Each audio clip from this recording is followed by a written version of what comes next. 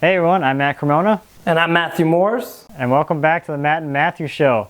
This week we're here again with Matt Kenney, and he's going to give us a little tour of his shop. So where are we in the shop, Matt? So this is the back wall of my shop, and this is where my bench is, my tool cabinet, which I have this big nice tool cabinet that I made a long time ago. It's fantastic.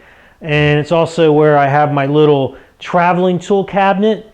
This one comes apart and it fits behind the seats in my truck, so when I travel I can lock it all my tools away in my cab. And also over here is where I do all my sharpening at this lovely shade of green cabinet. And just on the other side of that, which you can't see, is a big utility sink, which I put in, so I always have water right there when I need it when I'm sharpening. So this is where I do all my bench work, and I do a lot of design down here. I'll come down and hang a piece of MDF over the edge, and I'll sit there and draw and sketch. And it's where I do a lot of finishing as well, and I do all my assembly work here. So this is the part of the shop where I spend most of my time. It's also my favorite part of the shop to be in. Like, I love to come down here. Sometimes I'll get up at 5 in the morning and come down here, turn on some nice quiet music and sit here and do handwork, whether it's, cleaning up dovetails, fitting dovetails, or maybe it's cutting some mortise and tenon joints by hand, or hand planing parts, or just even finishing. I like to be down here where it's quiet and cool. I can listen to music, don't have to worry about the kids or anything like that. So it's where I spend most of my time. As a listener to the podcast, I think I have an understanding that you have a pretty good collection of stuff made in Maine. Oh, I do, yeah. Right now that's all in my traveling cabinet because I haven't emptied it out since the last time I traveled. But yeah, I don't know how well we can see it down here with the camera the way it is now, but there's quite a lot of planes made by some company named Lee Nielsen. But I also have my fair share of planes from the Great White North. And I have, some stuff that I've made myself. These are some of my grooving planes. Yeah, so all my hand planes I keep down here in this large box, and then up in this smaller box is where I have all my bench chisels down here, and I also keep my marking gauges in this bottom drawer when I go on the road. The middle drawer is actually pretty much where I keep chisels that don't fit in the bottom drawer. So this is, I love to show these off. This is one of my Japanese dovetail profile push chisels that I had custom made in Japan by a blacksmith. That's how far down the tool rabbit hole I am. There's a point where you sort of have all the basics, and then you start thinking, okay, well, what else could I need? I need a Japanese push chisel with a triangle profile. So I had a couple of those made. But up here are all my little layout tools, 6-inch rules, little squares. And then over here are card scrapers and a few other odds and ends. And this thing actually gets a cover. Both of them have doors that lock in place so that nothing falls out when I'm traveling. I don't know if y'all saw the spider that was crawling on there. That's something else I have a lot of in my shop, are spiders. So that's sort of it for the bench area, I guess. I didn't point out probably the most wonderful things is my iPod dock. So I can always listen to music when I'm down here. Now, that cabinet you talked to us about in the last episode is right behind you. That's the one you built as kind of that apprenticeship. That looks enormous. I mean, how big is that, Matt? Well, I'm about 7.5 feet tall. So I'm like 5'9". And so it's pretty big. It started out I was going to make a shaker style wall hung tool cabinet. And so I sort of figured out what I wanted that to be, and I made it. And my friend Joe, whose shop I was using, who taught me how to make furniture, he said, that is too big. We cannot hang that on a wall because it'll fall down. And I was like, okay. He says, let's make a base for it. And I think earlier on in the process, Joe might have been more enthusiastic and wound up for it than I was. So I think he really got into it. And so we ended up making a base cabinet for it, which has a drawer and 2 doors down here. And actually my shop here in Connecticut, because it's mostly below grade, humidity is more of a problem than it was in South Carolina, if you can believe that. And the doors no longer close because they've expanded so much. It's hard to believe, but this cabinet was a complete course in making furniture. It was dovetails, mortise and tenon, veneering, dados, how to make little pigeonholes, and also just how to construct a piece of casework, from how to join, how to do molding, crown molding and attach it to a case, how to join an upper case to a lower case, and how to put that lower case on some feet. So, Joe, unbelievably, it was, when I think about it, what he did for me was just phenomenal, because this was an entire course in making furniture.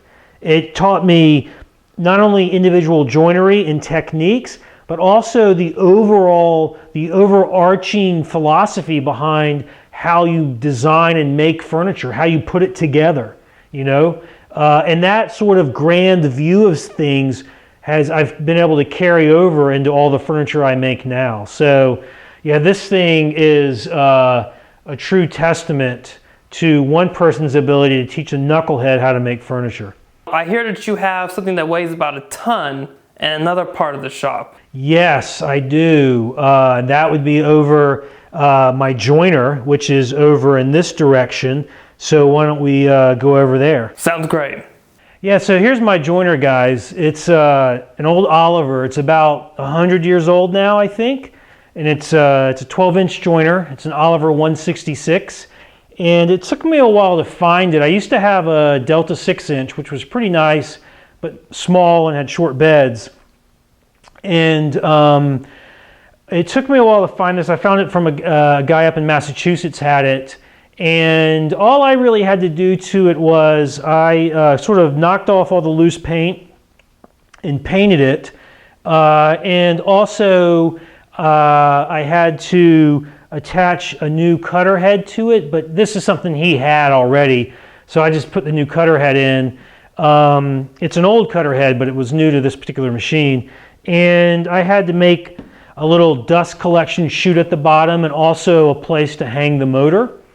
But that really didn't take too long, and I got the machine up and running pretty quick, and I could not be happier with it. It's phenomenal. I love having a 12-inch capacity, and I also like having these super long beds. It's about 8 feet long, which is really awesome for bigger work.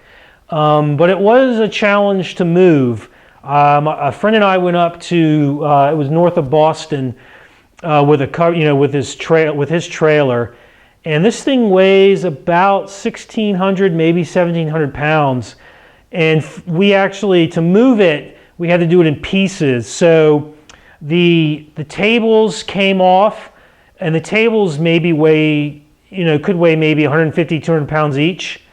And then there's the main casting, which that weighs the most, and we actually had to put it on a cart.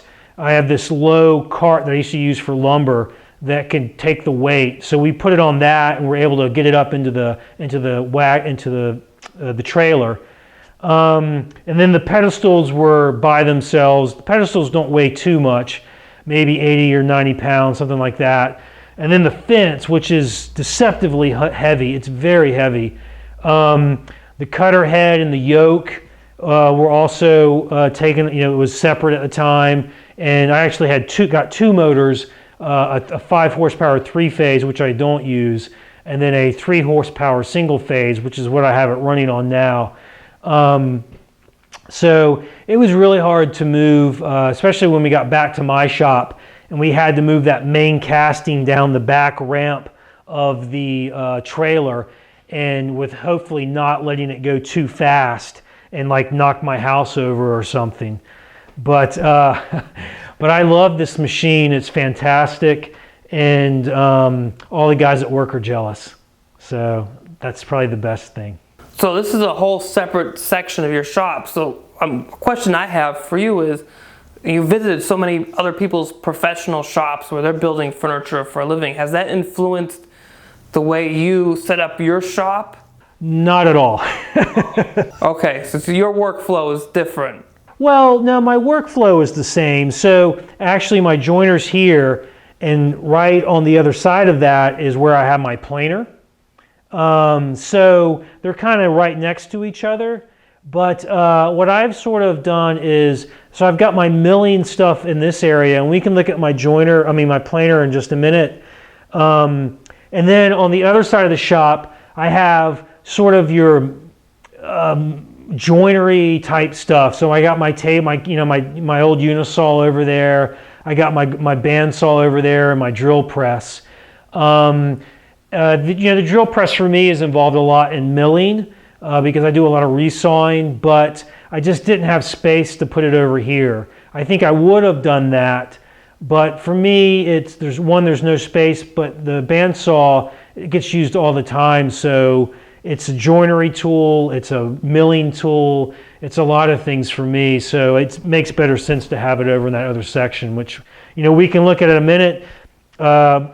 Or we can also, as we move across, actually the very next thing as we go across is my router table, and that's right next to my planer, and my lathe is back here against the garage door.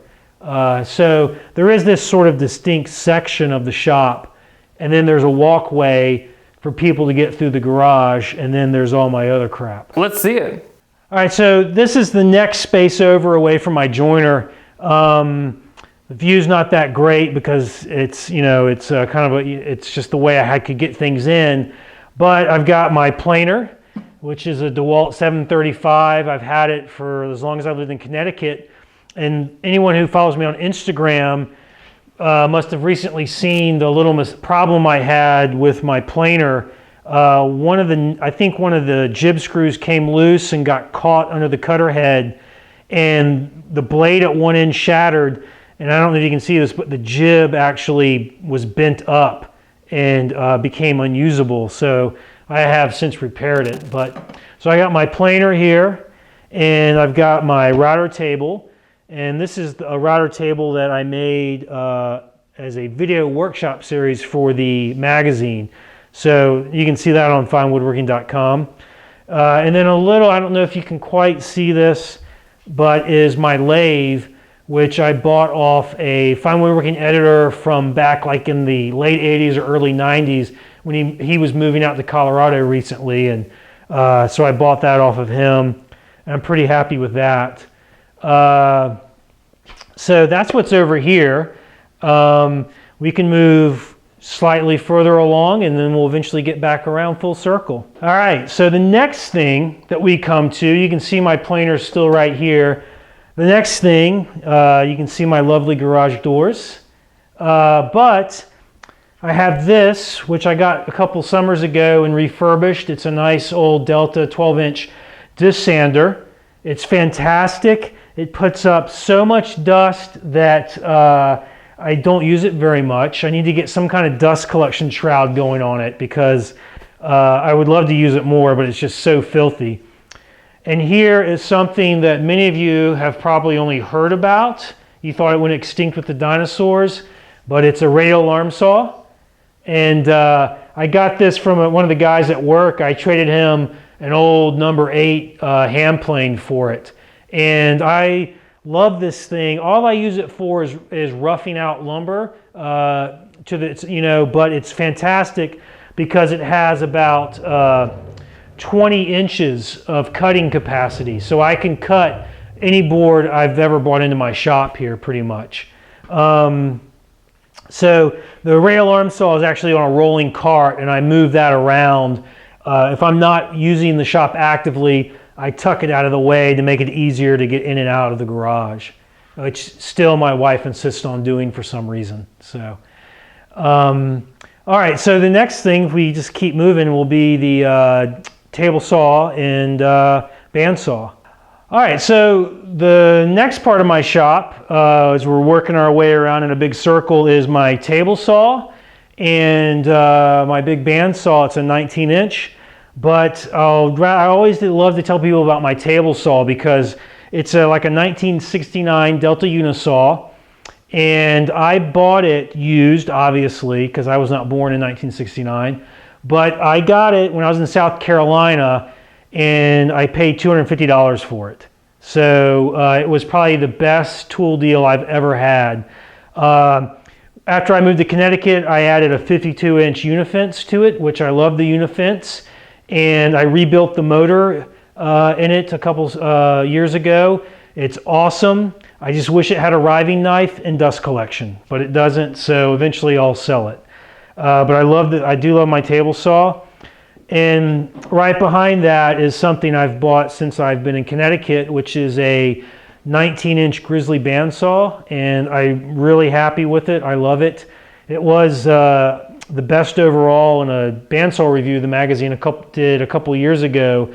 So I was very fortunate I was able to actually see the bandsaw in person and use it before I bought it, along with a bunch of other bandsaws.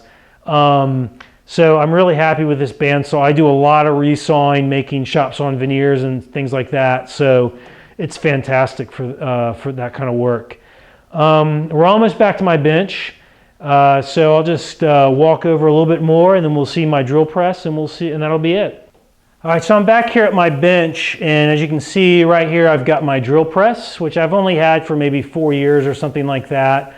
Before that, I had a benchtop drill press. I'm much happier with the floor standing model just because you get more quill stroke, and it's a little more solid of a machine. But in every woodworking shop should have a drill press of some sort. It makes things so much easier to have one. And so that brings us back to my bench space, and the only thing I haven't mentioned that is probably, it could be the most important tool that I have, is lighting. Before I had these lights in my shop, I thought I had it good, but when I got the lights and the first time I turned them on at night, I was like, holy cow, now I have a shop. I can come down here at any time of the day and work and see everything, and it's so important to have good lighting in your shop. So that, I would say, that is the most important thing I have in my shop. The thing that lets me do my best work is the good lighting. So that's the whole tour there, guys. So Matt, thank you so much for showing us around. That's really awesome. It's always fun to see other people's shops and just to see, what everybody's setup is like. So thank you so much for giving us this quick tour of your shop. Yeah, no problem. I hope it was useful to somebody, or at least enjoyable. It's one of my favorite parts of the job is going into people's shops and just seeing how they work and how they set things up. It's always informative. Well, I know I had fun. I'm pretty sure everybody else will too, Matt.